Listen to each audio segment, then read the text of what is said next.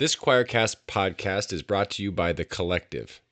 At The Collective, we believe that justice isn't optional, it's actually sacred. That's why we're building a growing library of progressive resources, connecting you with queer and Black-owned businesses, linking to books that challenge the status quo, and delivering content that empowers you to resist fascism with clarity and compassion. So join the movement.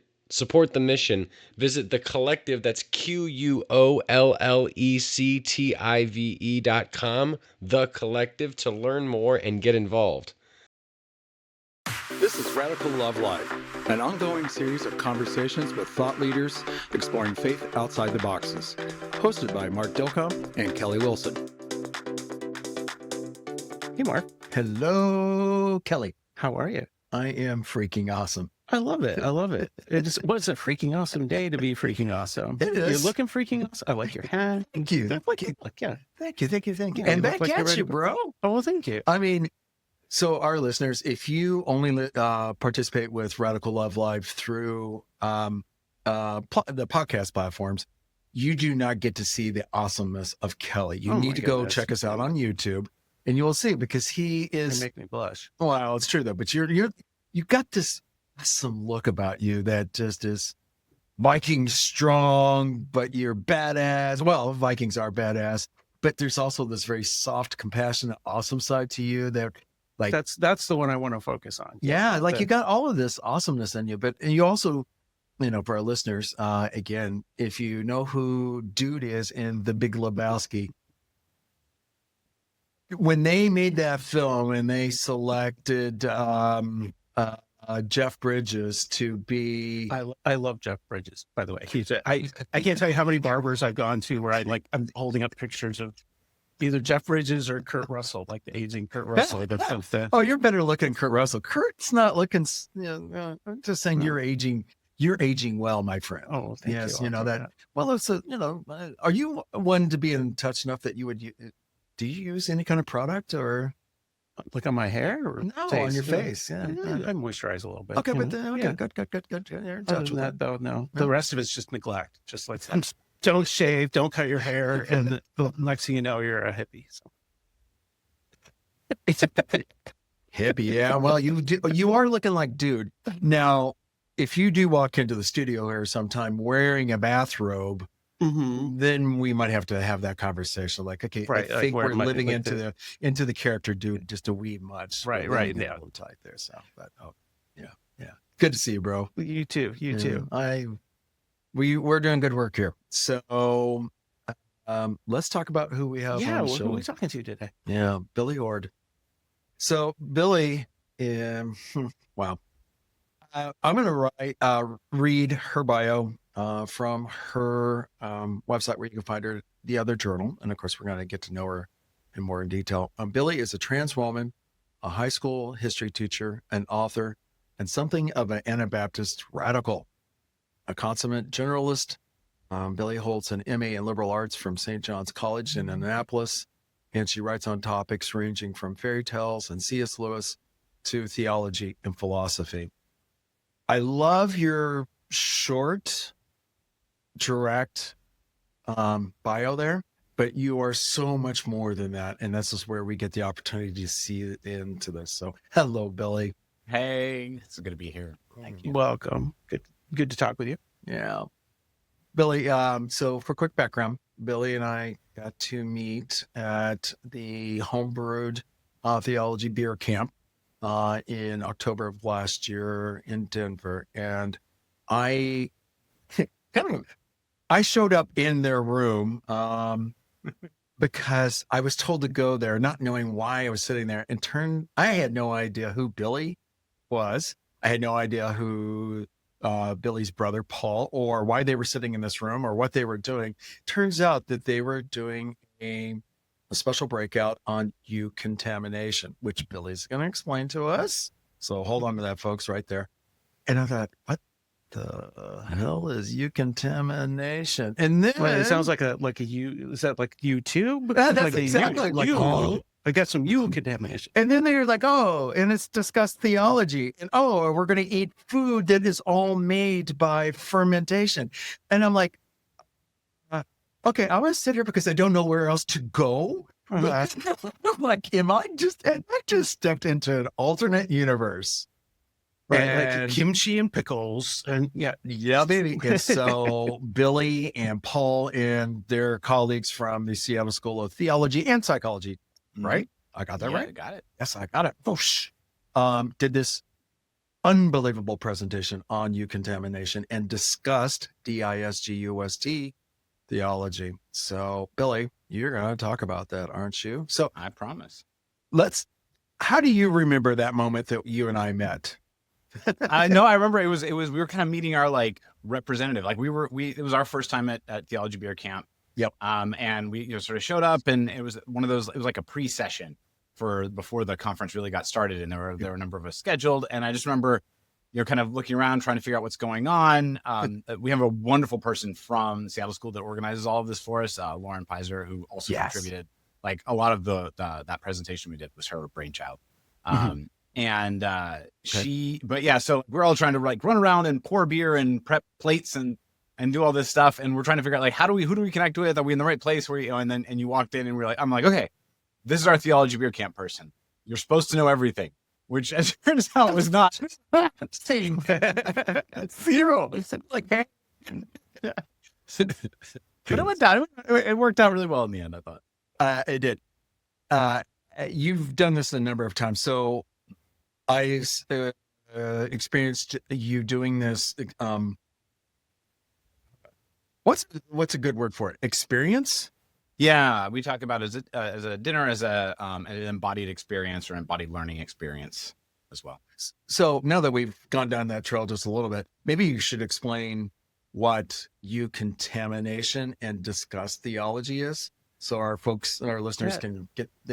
Kelly's looking at me. It sounds almost Eucharistic, like once you're sitting, once you got meal and you're pouring in. I think Billie can go there. So heck yeah! All right. All right. No, you're dead on in terms of like picking up the resonance there, Kelly. Because the EU is the same. It's eucontamination spelled EU and then just contamination, and it's that Greek prefix "eu" that means good, right? So it's the same sort of roots. We were actually riffing off of Tolkien. J.R. Tolkien had this concept of eucatastrophe that he talked about, where he was talking about a good kind of catastrophe. It's that unexpected inbreaking of good that defeats evil right at the end of a fairy tale. And that was kind of his whole concept of like what makes a fairy tale itself as part of a genre, is that you would have this eucatastrophe moment. And he thought that was also important for Christian theology, and I like it. So I'm also, I'm a massive Tolkien nerd, among other things. And when my brother and I were doing a lot of our background research on Disgust Theology and contamination and purity and sort of biblical study stuff, it occurred to us that we needed a word that talked about contamination, but if contamination were good. So good contamination. So we coined the term, like we created the term eucontamination specifically to mean contamination that is good contamination. And the reason we did that, I'm sort of working backwards here. The reason that we did that was because as we were studying disgust, and we were studying how disgust as a human emotion has impacted the way that we do theology, the way that we do ecclesiology, and even like broader than that, just the way that we do communities. We noticed a couple of like really important things. So these have been developed by other scholars of disgust, because it turns out there's scholars of disgust in the world, which is a fun thing to get to call yourself. But like these other scholars of disgust had recognized that disgust is it's a powerful emotion, right? Like you run into disgust in like, I think most people probably encountered disgust and were surprised by it in the like Inside Out series, right? Where it's one of those core things, right? I was like, that's an emotion? Right. Yeah. I didn't think that would be one of that. Wow, you're right. I guess I need to rewatch that because I totally went right over that. Yes. Well, and to their credit, like the Pixar people, to their credit, one of the things that they picked up on quite correctly is that disgust has some serious downsides to it that my brother and I do a lot of exploring, but it's also important, right? It's also like a core function, right? Disgust is what we call, it's a boundary enforcement mechanism, sort of emotion. It's there to let you know something that should not become you is about to become you. Like you are threatened by having like introduced into your system something that you should not allow to become yourself, right? And at a biological level, this is deeply important because you don't want to be poisoned. You don't want to eat rotten food, right? So you have that, like, I have to get it out reaction, and that needs to happen very quickly.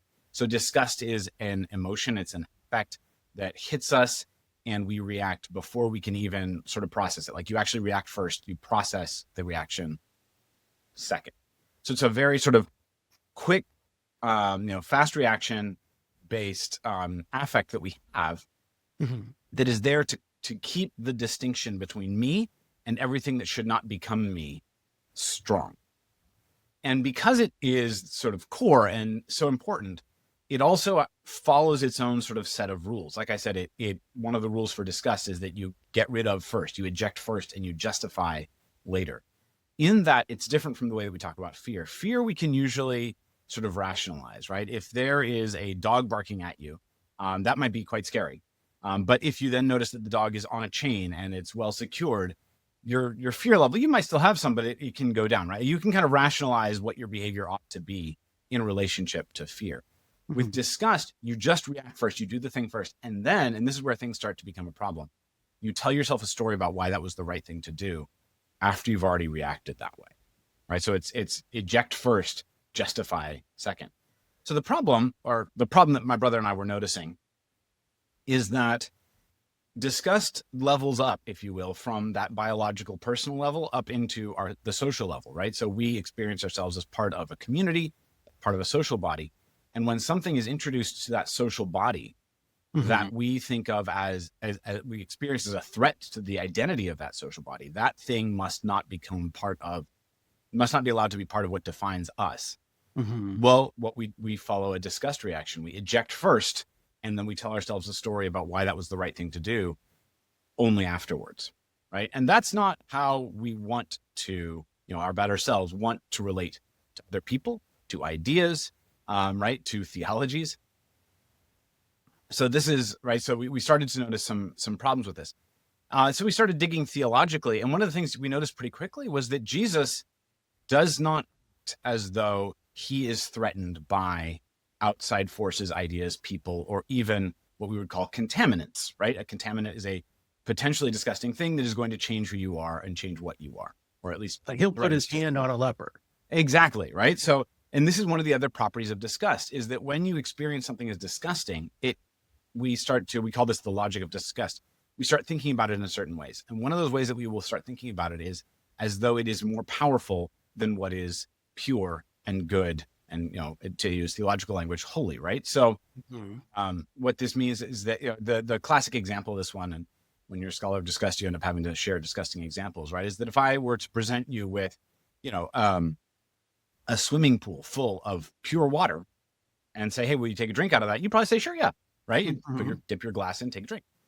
If I introduce just one eyedropper full of urine into that swimming pool, it would be contaminated, right? Like you would not be willing now to take a drink out of it, even though like swimming pool of water, eyedropper, right, of urine, but like a very small amount has the power to contaminate the whole thing.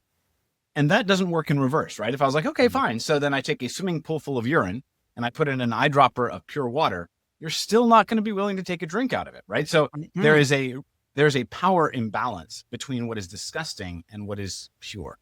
And so what is disgusting is the more powerful. What is contaminating is something we experience as far more powerful than what is purifying. And again, there are biologically, sort of evolutionarily, there are good reasons for us to do that, right? If you have one spot of mold on your cheese, you should probably not eat from the entire block of cheese to be safe, right? That's probably a good like overreaction kind of. Yeah, I learned that when I was married. Right. No, bachelors don't believe this. I'll just cut the blue stuff off. It'll be fine. It's good. Yeah, like that's how it became cheese, right? Yeah. Sorry. Yeah. Meanwhile, like you're on your way to the ER because you're violently throwing up. Yes. So keep going. Yeah. Right. So, sorry, a lot of background on this one. But this is the problem, because I really do bring this like disgust and eucontamination lens now to pretty much everything I do, right? This is to the girl with that hammer. Everything looks like a nail. But so what ends up happening is we looked at Jesus in the Gospels, and he acts as though actually his presence, his love is more powerful than anything that could possibly contaminate him. And in fact, so Jesus' behavior makes absolute sense. It doesn't seem irrational or like counterintuitive at all if we accept the premise that Jesus actually sees himself, sees the power of the Holy Spirit, sees love as the contaminating force that is contaminating the rest of the world, only doing it for good, right? So you have to take this concept of contamination and reverse not the logic of it or how it works, but just the association, right? We have to accept the possibility of contamination for good, but that's a heavy lift, which is why my brother and I, we played around with like, should we just try to say like good contamination all the time? And we decided it would be better to just create an entirely new word, because this whole because we're so attached to contamination as threatening, bad, and dangerous, that we needed a new word for contamination of a good sort, contamination that makes things better, that is more powerful than what is harmful, evil, damaging. Right. Wow. Isn't that amazing? Wait, yeah. There's so many things there that I want to try to unpack. Just even like the, when you talk about things at a societal level, the ejection from the society, the pure society being a disgust reaction rather than what I think often gets talked about as fear. Like people are like, oh, we fear people who are different than us, or we fear people who look different than us, which gives it another kind of rational level where you can be like, oh, I can overcome my fears. But if it's disgust, if there's something that's just like this knee-jerk reaction when you're in, you're in a pure pool of, whatever or whoever, and somebody comes into that it's a much more visceral, immediate reaction. Oh God, yes. And the it makes it that much more difficult. Yeah. It's funny. Not long ago, my kiddo was watching a YouTube video about how many gallons of pee are actually in your common. Oh my God. There's like gallons. There's like 10 gallons. Of course. They figured out. Yes. But that's an aside. But this is the reason why some people don't swim, because they know they are so disgusted by the notion that somebody potentially could have peed in the pool. They just can't get themselves literally into the pool. Will they swim in the ocean? God knows what's out there. I mean, you got poop. Let's start right there, right? Yeah. So, to this point. But Billie and Paul's analogy of taking it to that level, like it doesn't matter what it is. And you could use pee or poop for that matter, but poop, oh my gosh, they freak out when babies get near swimming pools. They're like, whoa, that baby has to have water pants on or whatever, because we don't want, and it becomes a health hazard. We're going to have to call in the hazmat.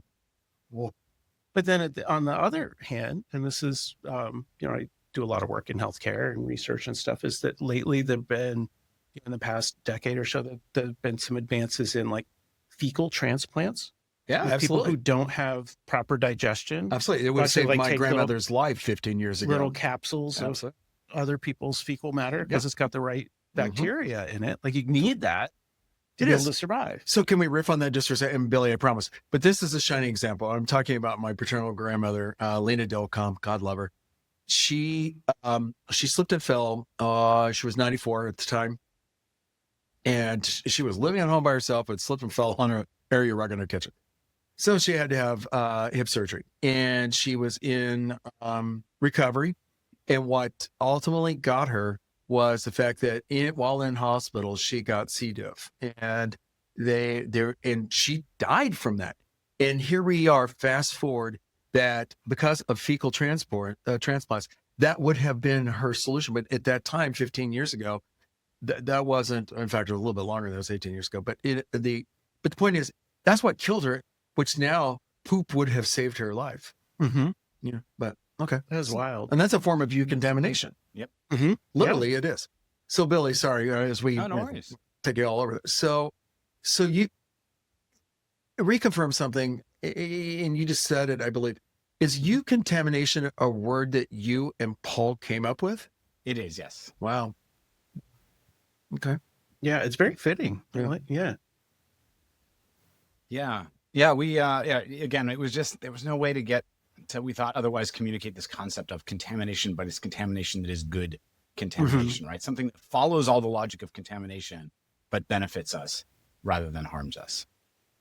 So can you talk a little bit more about Jesus as contaminant. Yeah. Yeah, absolutely. Right. So this is the thing, is that Jesus does, I mean, he has so many actually metaphors and examples of this, analogies of this in his teaching, right? As he talks about, you are the salt of the earth, and the idea that like you're this thing that goes in there and you make the whole thing better. At least that's what it's supposed to be, right? Like this should be our vision of the church and the beautiful community, is that we are there in the world and our presence should be making the world better, not making things worse, right? He talks about people as yeast. He talks about the church as yeast that goes through the whole dough. And like, this was actually one of the big things that cued us in, because yeast is fundamentally a contaminant. And it's one of our few contexts, right? The concept of like things like sourdough bread, which is one of the things we ate, by the way, or eat in these presentations we do, right? Is that in sourdough bread, any yeasted thing, you actually want it to be contaminated by that, because it yeast transforms the other substance. If in the case of beer and wine, it adds alcohol, it transforms sugar into alcohols. In the case of bread dough, right, this is where you get the amazing flavor. It's where you get some of the rising, right? So yeast absolutely transforms the subject that it's introduced to. And Jesus says, you are yeast. You should be worked through the whole dough and transform the whole thing. And then the way he talks to us throughout the Gospels, he talks to his followers throughout the Gospels, is right, like, go into the world, not, create a space where you are protected from the world because the world will contaminate, right? Instead, it's the entire assumption is go into the world. We also noticed that, in fact, so this is one of this really, when you study scholars of disgust, one of the things they point out is that one of the things that we find threatening is the idea of being contaminated from what we experience as lower, right? So when we imagine and create monsters, Richard Beck does a lot of work on this. When we imagine monsters, we often imagine monsters as an animalistic element contaminating a human element, right? And so this is where we get the creation of monsters. Think about like the Minotaur. And yet, while we conceive of all this, when we think about this, we tend to think of God as higher, as the divine as higher, and humanity as lower, and then sort of animals, kingdom, and the plant kingdom lower than that. Jesus, the whole concept of Jesus in the incarnation is that God looks at humanity and says, I want to be part of it. And humanity is not going to contaminate God in the unification of the divine and the human in the person of Jesus Christ. Instead, the divine is always operating and is eucontaminating humanity and the entire world and the cosmos through incarnation, through blending, right? Because one of these things, again, at the core of contamination and disgust is the threat or opportunity or possibility of transformation into something new by the introduction of an outside element, right? The outside element is introduced and it transforms the body into something new. And we tend to experience that as a threatening possibility because we don't want to be transformed into something new. We want to stay what we are, right? There's that resistance to change. And this is what we see at that social level too. And sorry, I'm getting off track from the Jesus part. So, but yeah, this is absolutely operating on all kinds of levels. Yeah, it reminds me of sort of like evangelical purity culture, where and it's particularly a focus on girls of maintaining virginity, and that somehow when they have a sexual experience, it transforms them into like they're now contaminated. And you can, I mean, you can see that through lots of religious cultures. I don't want to just focus on evangelicals, but that there's a kind of a misogynist thing of like, sex contaminates girls, but somehow empowers men. But interesting how that happens, isn't it? Yeah. But yeah, the whole idea of purity of like you're transformed because you've really like taken something in and now you're different. And try, I whenever I run into that teaching, I try to unpack it a little bit. Like, no, that's the same person. Yeah. Yeah. No, absolutely. So, Billy, the Disgust Theology in of itself, this space that you and Paul, you have a bit of history. It's not like you just had a fever dream or were just sitting there. There's a history here. So can you enlighten us a little bit? Because it's a cool story. And I think, and if it also may play into a little bit about you as Billy as well. So. Right. So remember, I'm trans. This suddenly becomes relevant to all of this. Yeah. So my brother and I, we grew up, we are 2 of 4 siblings. And skipping a lot of backstory here, but because not relevant to the conversation. But Paul and I we got into the habit maybe a decade ago of talking a couple of times a week just about what we were thinking about, what we were working on. And at some point we got on the topic of disgust and what's it there for and what's it do. And we started doing some work around like, hey, is this any good whatsoever? Is there anything positive to it? My brother is a psychologist. He teaches at the Seattle School. And so he's trying to explain that there are some good properties, but also, again, when it gets into the psychological and social arenas, these bad things can happen. We're going back and forth, and I do the theology part. He does the psychology part. And while we were having this like years long running discussion and trying to read up, because we're both nerds and that's what we do on Disgust, in the background, I am in the process of, having my egg cracked as a trans person, realizing that I'm trans, spending about 3.5 years in the closet, and then coming out to Paul, right? I mean, I came out to a lot of people. Now I'm out to everybody. But, doing that whole process. And Paul was the first member of my family of origin I came out to. Mm-hmm. And we didn't experience at the time. Like, we didn't realize at the time that my coming out would actually end up being one of our more powerful and relevant examples of eucontamination in action. But it turned out it was. So when I called Paul, he was, so I came out, to my therapist, came out to my wife, and we decided to, we were processing it, and we agreed that it'd be a really good idea to get a hold of a couple of close trusted friends that we could process this with together. What is it going to mean for us? What does it mean? What does it mean? And so I called my brother. I remember until I told him, Paul, I'm trans. You sort of spat it out. I think you do that awkward 1 or 2 minutes of small talk. I have an important thing to say. Paul, I'm trans. So okay, yes, go on. No, but I think everybody who's come out over the phone knows it's a very strange. There's this awkward. Where do you drop that particular piece of information? By the way, how are the kids? Yeah. So how are the kids? Yeah.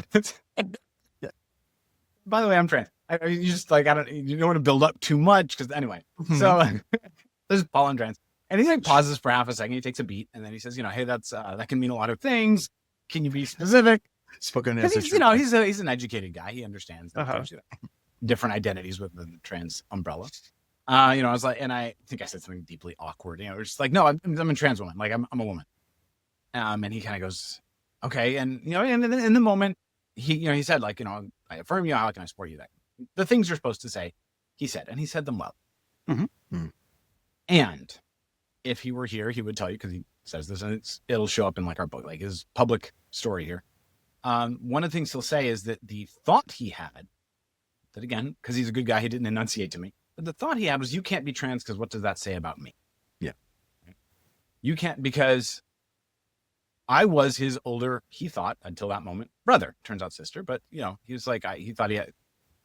And what he recognized in that moment was that the fact of my queerness was had an impact on him and his identity and who he was as part of our family, as part of our family structure. He'll talk today quite openly and cheerfully and proudly about what it means to have learned how to be a man from a woman who thought she was a man, which is a different experience than studying how to be a man from, an actual man. Right. And so, in the moment, he's like, this changes too much about me for it to be allowed to be true. And that was obviously we contain multitudes, right? That exists in, it simultaneously to him with this is my sibling whom I love and I want to support, right? Those two thoughts can exist at the same time. Mm-hmm. But he noticed he had that thought. And so then he had to go and process that thought, right? What does it mean about me that I had that thought? And it caused pretty radical transformation in him in that he realized the ways in which his sort of allyship, if you will, was kind of skin deep, right? This was, it brought out to him how uncomfortable he was with queerness as a whole, right? With that profound decentering of cisgendered heterosexuality, allosexuality, right? All that he took to be normative, having that decentered, queered, was uncomfortable to him, right? Especially in the moment. And he had to sit with it and recognize it. And he would tell you today that he is, and he still identifies as cis and straight and right. But he would tell you today that he is a better cisgender man. He is a better straight man because he has been able to incorporate that, contextualize it. He has queered his own existence by becoming queer himself, but by decentering his location, understanding himself to be a straight man, a cis guy who has this element of queerness that he learned from, that he has grown from, that has allowed him to engage with masculinity and with sexuality in a particular way, right? And that has been a blessing to him. But so again, what I want to highlight there is he recognized both the resistance initially and the blessing that it was to him in the long term to have queerness introduced into the system of people and relationships that was his life. Right, so this is our experience. And so, and this is kind of what pushes us over into like, now we're writing papers and eventually going to be writing a book, and eventually wrote a book about all of this. Wow. And what we talk about there when we tell that story is we talk about the ways in which queerness itself is eucontaminated, right? That queerness itself is something that when we experience it, whether we are ourselves a queer person or not a queer person, right? It's something that we can experience as threatening our identity because it does. But if we allow it in, it will transform us into something better, not into something worse, right? And allowing queerness into your life doesn't mean becoming queer necessarily. Although if you are queer, allowing queerness into your life might mean recognizing who you are and living a much more authentic and joyful and holy life, right? But it might just mean, again, decentering and denaturalizing all those things that you took of as normative and caused you to behave in ways that were, if not intentionally, then unintentionally oppressive towards your queer friends and family and neighbors. Yeah. Right. And probably it makes, I say probably, I experienced this myself, that makes one's masculinity a little bit more kind of elastic and durable rather than that kind of like rigid fragility of like, I can't be in queer spaces. And what I hear in that is like, because I might, who knows what will happen. Yeah, exactly. But if you're the Pandora's box, but right? if you're affirming and accepting and open, that it deepens one's own authenticity. Yeah. And again, this absolutely makes sense from the perspective of queerness as a contaminant, or as I would argue, a eucontaminant, right? We actually do absolutely in our society treat queerness as contaminating, right? I mean, especially if you grew up, I grew up in the 90s, right? Like in the 90s, if you admitted to having a gay friend, people would just call you gay, right? Because disgust is sticky. Well, you must be gay because you have a gay friend. You have right? a gay friend, right? Like if you own friendship with a queer person, then you're probably queer yourself, right? Like we actually treat it as though it was something you could catch. And we still do this to trans people and trans kids, which I would argue is like behind a lot of what's going on right now. Yeah. Right? Like we treat it as though just exposure to a person is going to threaten us with contamination to that category. But you're right, absolutely right, that if we have allowed queerness broadly into our space, it's not a threat. It's like if somebody says to you, what does this mean you're queer? Like, I don't know, maybe who cares?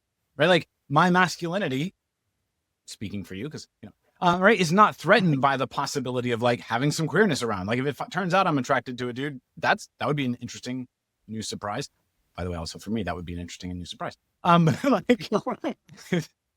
lesbianism can handle it. I can take it, right? I can queer myself. But this is the thing. You're right. There's a whole lot more freedom once we allow that in, even though we might initially experience it as a threat to the way I understand myself, to my identity, to my personhood. Wow. Thank you for sharing all that. It is certainly such a new way of thinking. And that's why I was blown away when I saw you and Paul make the presentation with everybody that was from the Seattle school. So let's be real clear that was a presentation with many contributors and done so well. I want to, so to the extent that you're comfortable, as we wrap up this segment here, I'm sure some of our listeners are asking the question because what does this mean for you and your relationship? So if you can delve into a little bit about, your life and how that impacted your family. your if it's our business. Yeah, if it's our Sure. business. Right. Yeah, and there's stuff I don't talk about, but I can respond to the question for sure. Yeah. Right. So I'll say that when I was processing whether or not to come out again, I spent 3.5 years in the closet, and I spent 3.5 years in the closet because I was afraid.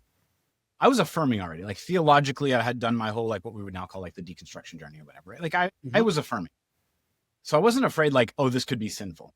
What I was afraid of like the way that I was experiencing disgust towards queerness, towards my own queerness, right, was just the fear of how this would transform my life. I didn't want that change to happen. I was afraid of the impact it would have on my relationship with my wife, with my kids, with my family of origin. I was afraid of the change that it would mean. And so I decided to stay in the closet so that I could keep that change from happening. Right. So, and then that created a lot of tension, and it was emotionally and psychologically intensely unhealthy for me. I just want to say that. And so then when I came out, in fact, the thing that pushed me over the edge and made me decide that I should come out, that I would come out, and I would choose joy, right? The thing that allowed me to choose to thrive, and I knew that I was denying myself that thriving up until then, was when my therapist asked me, she said, do you think you could be a better spouse and parent if you came out? And when I thought about it, I responded, I said, actually, I think that's the only way I could be even a decent spouse or parent, because I saw the way that the kind of misery and the sadness and the anger that came from being closeted in that for so long were destroying my life and my capacity for joy, my capacity for even normal sorrow and compassion. Like I was just angry all the time by then. Mm-hmm. Right. And so then to flip it around, right, I had actually, it's a fairly frequent, well-attested experience for a lot of trans people, right, is that when I came out, yes, there was processing, right? This was something that my family processed, and we were careful about it, right? So, you know, I came out to my wife, and we processed that together, and then we processed it with friends, and then we processed it with a broader community. And we got and when we decided, like, we are definitely going to try to do this, we're going to, we're going to see where this goes, and we're committed. We're going to try to, stay married and all that. We got a couples therapist, because we knew that, like, that doesn't, just because you're committed to it doesn't mean it's going to be easy. And having somebody who can help coach you and walk you through it, that's a good idea, right? Like it's nice to get help. We were very careful about, intentional about the way that I came out to my kids, and I kind of, paid attention to their ages, and we came out sort of one at a time. We had a careful conversation, and what does this mean? And we made sure that those lines of communication would stay open. And so, and we've negotiated. One of the things I like to talk about is the fact that, like, when one person comes out, yes, on one level, it's all about me, right? This is my change in your perceived understanding of me and my understanding of myself even. And at another level, it changes the space between us, right? It changes the relationship, because I am not who you thought I was. And now we have to renegotiate what that relationship is going to feel like. That's not a bad thing. That happens every time somebody gives new information about themselves into a relationship. But It's big, and it's a change we're not used to socially. So it takes work, and it takes tending. And so, an example I say is that my kids still call me dad. That was a choice that we made collectively. And it reflects the fact that is the way, that is a word that works to describe the mode in which I parent, right? Like I'm a pretty masked lesbian, and dad is it's a comfortable word for me in terms of the way I describe our parenting. So my kids will tell their friends quite cheerfully, my dad's a girl. That's not complicated for them. For them, that's fairly straightforward. I laugh because of the simplicity of it. I was like, right? Okay, at the girl, and kind of like move on. Now, granted, that's processing. There's a lot of them to do that, but the person that they say to may not be able to so easily receive that, because they have, you could hear the wheels turning inside. Like, okay, what does that mean exactly? No, and we do, like, this does mean that we have meetings with teachers at the beginning of the year. And explain that. No, our 5-year-old is not being weird. She's not being crazy when she explains, like, my daddy's a girl. You should probably account for that in what you're saying, because she'll be like, it's Father's Day. What does he do? And she's like, well, my daddy's a girl. She does this. And that has worked out well. And at the same time, when we had that conversation initially, and since then we've done check-ins and said, if this changes, if this starts to feel uncomfortable for you, we can come back to it. We can talk about what terms we're going to use. We're going to talk about the language we use to describe the ways in which we have a relationship to each other, because this needs to be an open and ongoing conversation. All of which is to say, I was right when I told my therapist, this is the only way I could continue to actually be a supportive and loving spouse and parent. For my wife, I'm her wife, right? Like, this is, again, so, my children could say honestly, my dad is a girl, she is my mom's wife, right? Because that is also defined, that's representative of the relationship that my wife and I have. And that's how we've negotiated that together. So and again, all of this is just to say that, like, what introducing queerness into, accepting it into myself, and then therefore automatically allowing it into the system that is my family has done, is it has made all of our relationships closer. It has increased our capacity for communication, because it allows me to show up in the fullness of myself. And it allows my kids and my wife to experience broader aspects of themselves and explore that, which in ways that are their stories to tell, right? Mm-hmm. But that I think they would say is a blessing for them as well. Wow. So, my beloved Paul, God, Billy, that's so, I kind of lost the words, actually. Yeah. It's such a powerful testament to authenticity.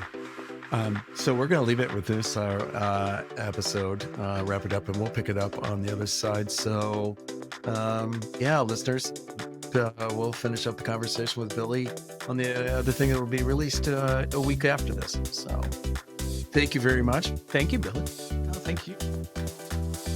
Thanks for listening to this episode of Radical Love Live, hosted by Mark Dilcom and Kelly Wilson. Recorded at the Bravery Studios in Garfield, New Jersey. All rights reserved. Find our episodes on Spotify, Apple, and YouTube.